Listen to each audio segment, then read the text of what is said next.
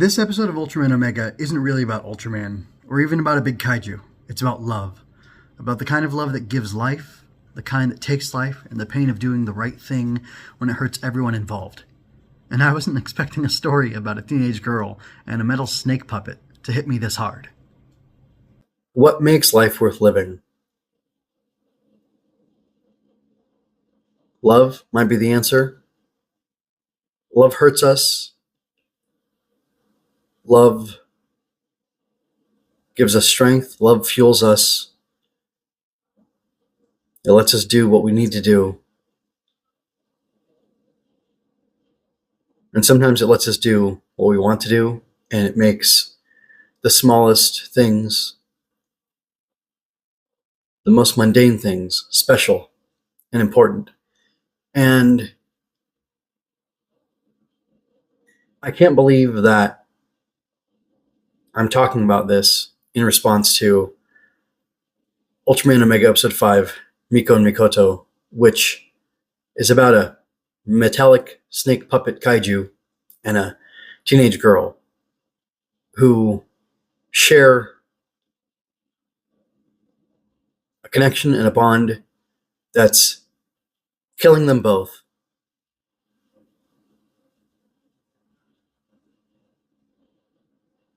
It's a very mythic episode. It's a very mythic story. It's based on a myth spoken of, mentioned in the episode.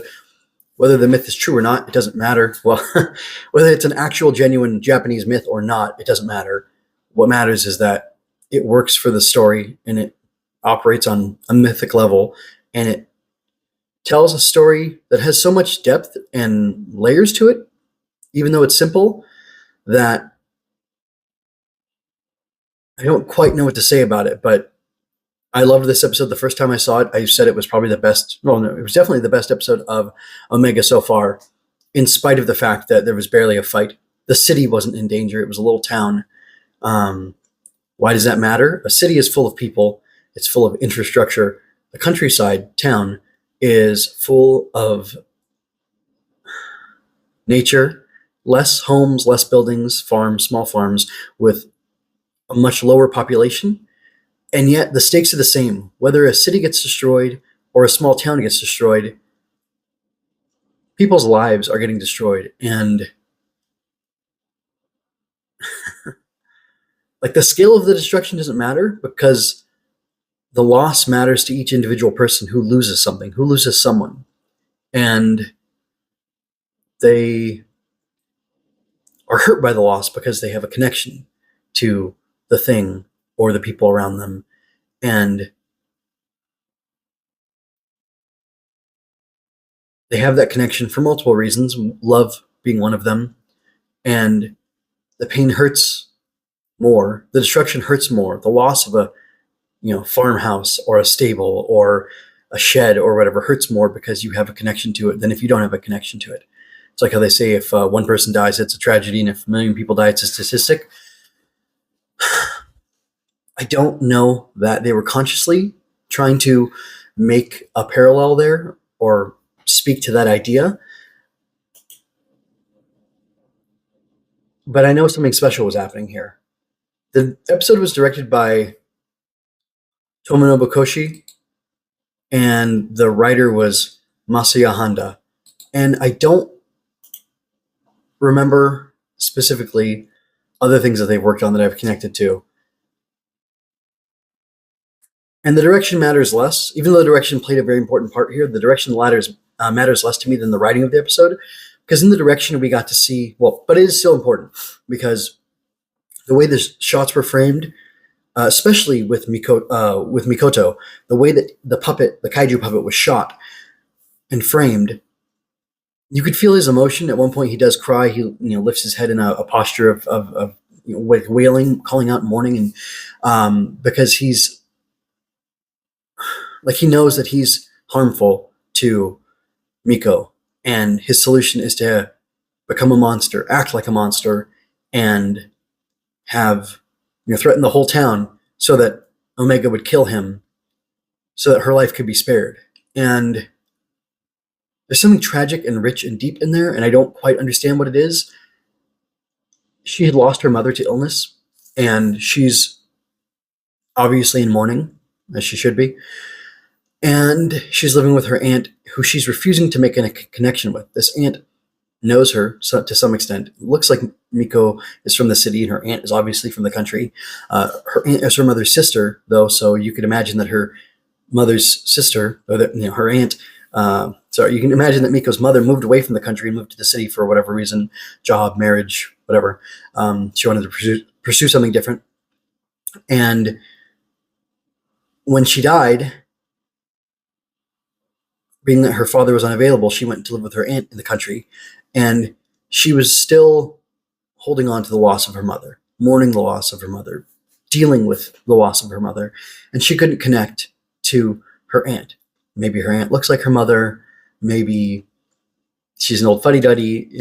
She's a backwards farm lady with her thick accent, which I appreciated very much. The dub, how much of a country accent they gave her. I really do think it's a good thing. And I think it added to the contrast between the two of them. And my point is that I feel like when she started connecting to Mikoto, she could connect to him because he wasn't a replacement for her mother in that he was another mother figure, another parental figure. He was a replacement for her mother in that he gave her the chance to be a mother, to be on the other side of that relationship. It was too hard for her to be a daughter, but it wasn't too hard for her to be a mother. And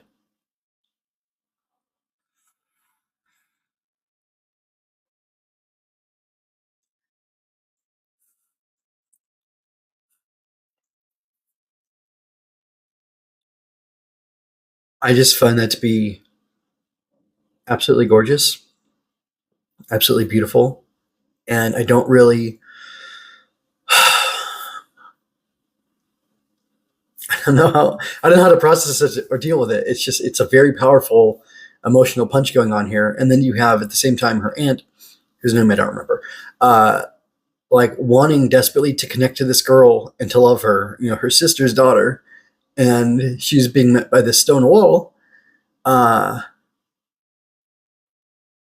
which she tries to respect it because you can't break through someone's grief with force and make them accept your love.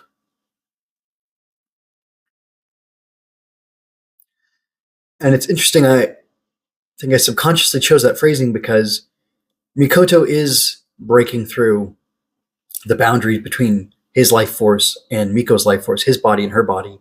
And he's using something. He's using her love essentially to grow, but it's killing her. And it reminds me of the idea that, biologically a mother can die giving birth. A mother loses life force. She loses life energy to her child. Even a nursing mother, she expends much more calories each day just nursing the baby than she does actually growing the baby on a day-to-day basis. I'm not saying cumulatively.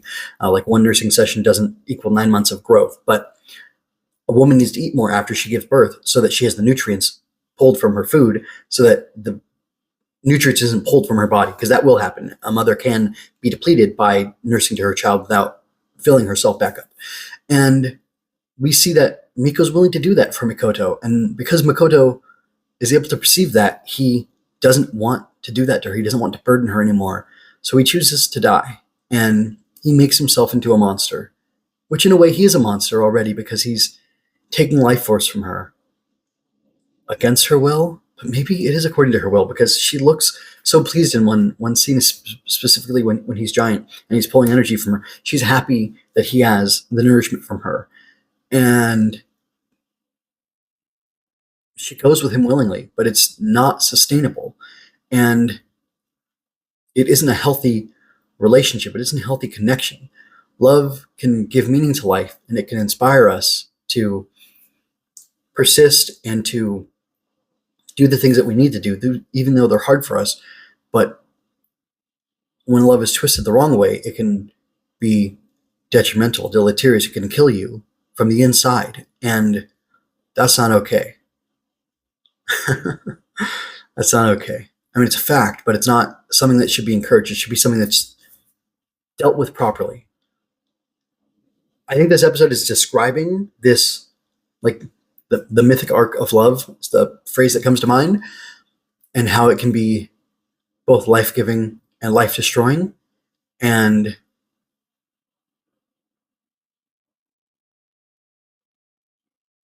Saruto Omega like mournfully deals with it. I really think that when he kills Mikoto and the cherry blossoms fall from him, and one of them, and he's posed in a particular way where it's covering the slugger in his hand are covering his eyes, but then there's one cherry blossom that falls. I think it's supposed to be representative of a tear. It's symbolic of that, and I think it's just a beautiful visual and a beautiful way to give us the story in a single image.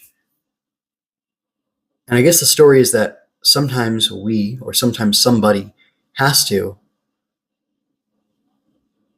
be destructive, has to make the hard choice, and just because they do it doesn't mean they want to.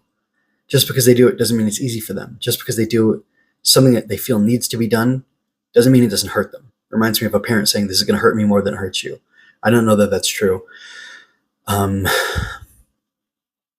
But definitely there is a burden and there is a pain that goes along with being a parent, with raising a child into an adult, being there for them through their development and helping them to become who they should become, who they want to become, the best versions of themselves. And I don't know that that's what they were trying to say, but that's what I got from it. It's a beautiful episode of Ultraman. It's a beautiful episode of television in general. It's a beautiful episode of Tokusatsu. Tokusatsu is being used to the fullest, I think, here, and it's absolutely gorgeous, and I love it. And I'm so thankful that I got to watch this episode and that it made me emotional. I love that the kaiju gets to cry, too, and then we see his pain. And it's interesting because so far the kaiju have been framed very much as animals, but in this, he gets this additional mythic framing and this great humanity given to him, Mikoto. And I don't quite know what that means. I don't know if that means that two different perspectives on what a kaiju is are being represented in Omega, or more perhaps, or if it means something else. But I think it's a question worthwhile answering. I think it's a topic to discuss. If you'd like to share your thoughts on this episode with me, I would love that. I would love to talk to other people, geek out about this with other people, talk about the depth of the myth, or maybe other things I missed talking about this specific topic. And if you want to hear more or if you want to hear more from me in general, I'm talking about Omega and Zets and other broad Henshin hero, transforming heroes, Tokusatsu type of stuff. You can find links to everything in the pinned comments. For now, I got to go. This is MJ with Going Ultra, signing out.